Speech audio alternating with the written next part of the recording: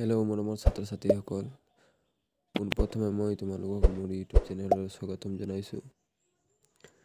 আৰু আজি মই তোমালোকলৈ লৈ আহিছোঁ ক্লাছ 2 লেচন 2 কেৰ্কেটুৱা মৰম।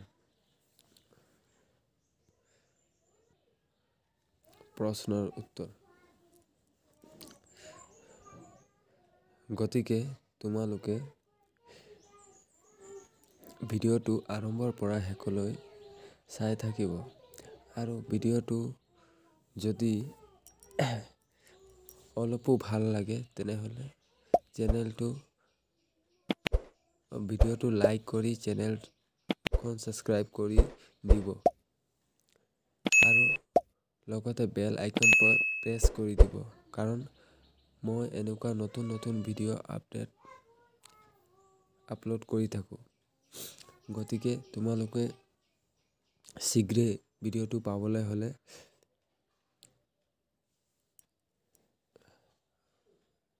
আপডেটটো পাবলৈ হ'লে ভিডিঅ'টো লাইক কৰি চেনেলটো ছাবস্ক্ৰাইব কৰি দিব। ছাত্ৰ ছাত্ৰীসকল, আজি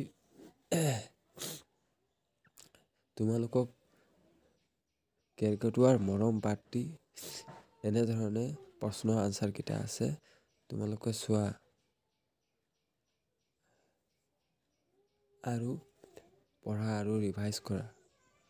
কাৰণ পঢ়ি থাকিলেহে, ৰিভাইজ কৰিলেহে মনত থাকে। ছাত্ৰ ছাত্ৰীসকল, যিমানেই প্ৰশ্নৰ উত্তৰ হোমৱৰ্ক কৰি বা পঢ়ি যিমানেই ৰিভাইজ কৰিবা তেতিয়াহে তোমালোকে নিজৰ পঢ়া ফলাফলটো পাবা। আৰু সেই ফলাফলটো এক্সামত ওলাই আহে। গতিকে ল'ৰা ছোৱালীহঁত যিমানেই প্ৰশ্নৰ আনচাৰকেইটা ভাল ধৰণে পঢ়ি যাবা আৰু ৰিভাইজ কৰি যাবা, তেতিয়াহে তোমালোকে লাইফত আগবাঢ়িবা। আৰু কি হ'ল, যিমানেই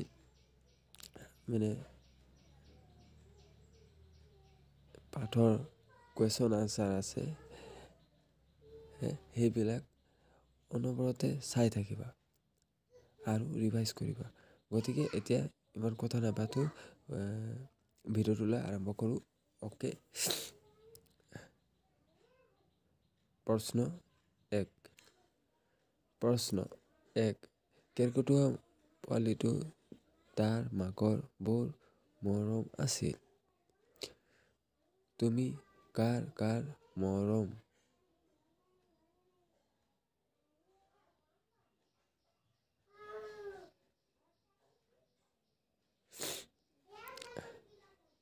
কৰা? মই পেহীৰ মৰম, মই ককাৰ মৰম, মই আইতাৰ মৰম, আৰু মই বৰ্তাৰ মৰম, মই মাহীৰ মৰম।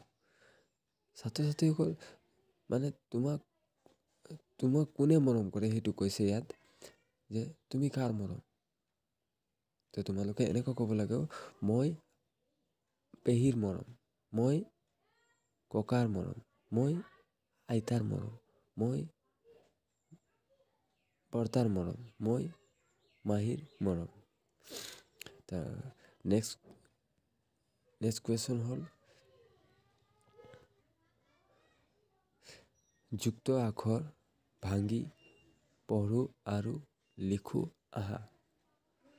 ছাত্ৰ ছাত্ৰীহঁতে এইটো চোৱা, যুক্ত আখৰ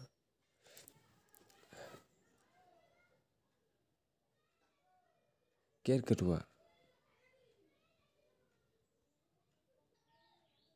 ইয়াক ভাঙি লিখিব লাগে। যুক্ত আখৰ ভাঙা, ইয়াক ভাঙি দিব লাগে। ক ওপৰত ৰেপকাৰ, ৰ প্লাছ ৰ যোগ ক, ৰৈ ক হচৈ ক ৰেপকাৰ ক্ৰ হ'ব। ক্ৰ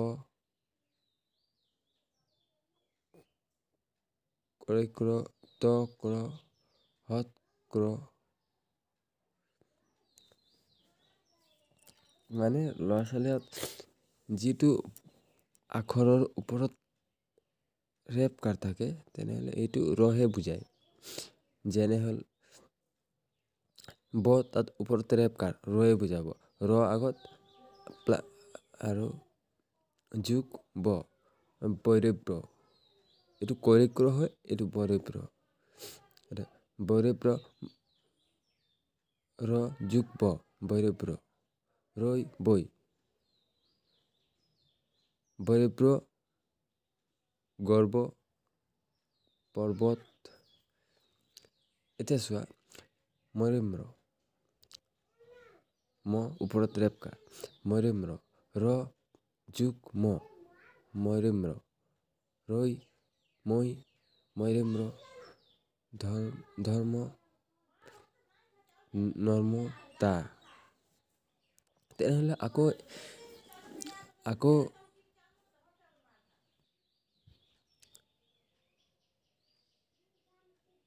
যেনে দৰিদ্ৰ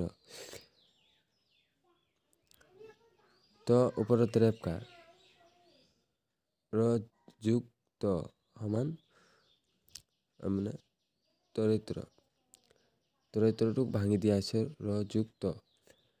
ল'ৰা ছোৱালীহঁত এতিয়া ৰৈ তৈ দৰিদ্ৰ এতিয়া শব্দ উচ্চাৰ মানে শব্দ লিখা। এতিয়া পুত্ৰ কৰ্তব্য জ মানে জৰিজ্ৰ ৰ যোগ জ এতিয়া সমান হ'ব লাগে জৰিজ্ৰ ৰৈ জৈ জ্ৰ কাৰ্য অনাৰ্য। আৰু এতিয়া জ এইটো ৰ যোগ জ ৰৈ জৈ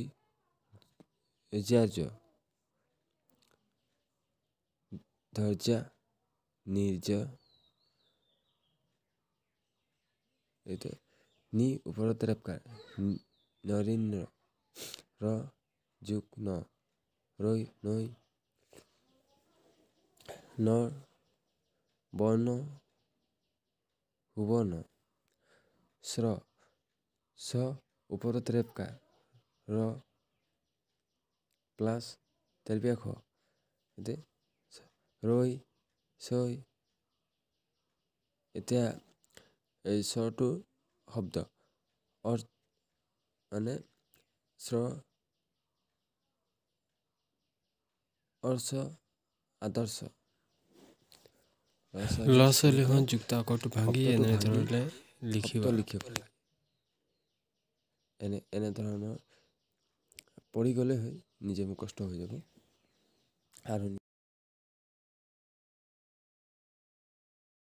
আৰু নিজে চিনি পাবা ইমান এটা নকওঁ। আৰু এতিয়া ২ নম্বৰ প্ৰশ্ন ৰ লগত ঐ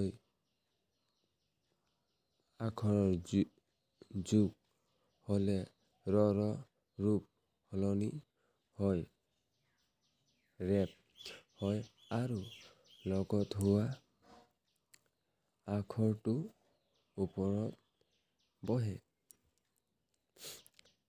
ৰেপ এইটো ৰেপ কাৰ বুলি কয়।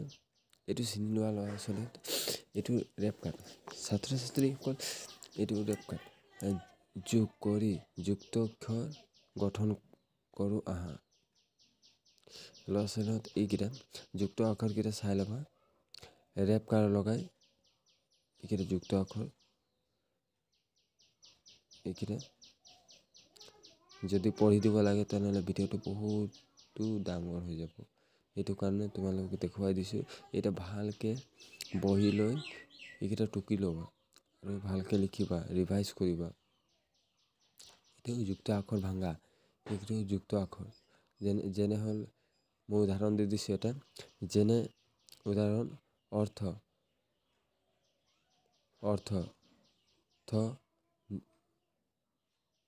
যথাৰ্থটো ভাঙি দিছে এনেকুৱা ৰ যুক্ত চৰিত্ৰ অৰ্থ এনেকুৱা মানে এইকেইটা যিকেইটা চৰিত্ৰ আছে ৰেপ কাৰ দিয়া আছে সেইকেইটা ভাঙি দিছে চাই লোৱা এনেকুৱা ভাঙি দিব লাগে আৰু 5 নম্বৰ কি কৈছে শব্দ সজা ক্ৰ মানুহ সৎক্ৰ হৈ থাকিব লাগে মানে এইকেইটা যেনে কৈ ক্ৰ ক ৰেপকাৰ এনেকুৱা শব্দকেইটা এইকেইটা লগাই মানে এনেকুৱা লিখিব লাগে এইকেইটা উদাহৰণ দিয়া আছে তোমালোকে চাই ল'বা আৰু পাৰিলে যিমান পাৰিলে এইকেইটা নোট কৰি ল'বা ছাত্ৰ-ছাত্ৰীসকল ভিডিঅ'টো অলপো যদি ভাল লাগিলে আৰু তোমালোকৰ কাৰণে ভিডিঅ'টো যদি অলপো হেল্পফুল হয় তেনেহ'লে চেনেলটো ছাবস্ক্ৰাইব কৰি আৰু ভিডিঅ'টো লাইক কৰি দিব অ'কে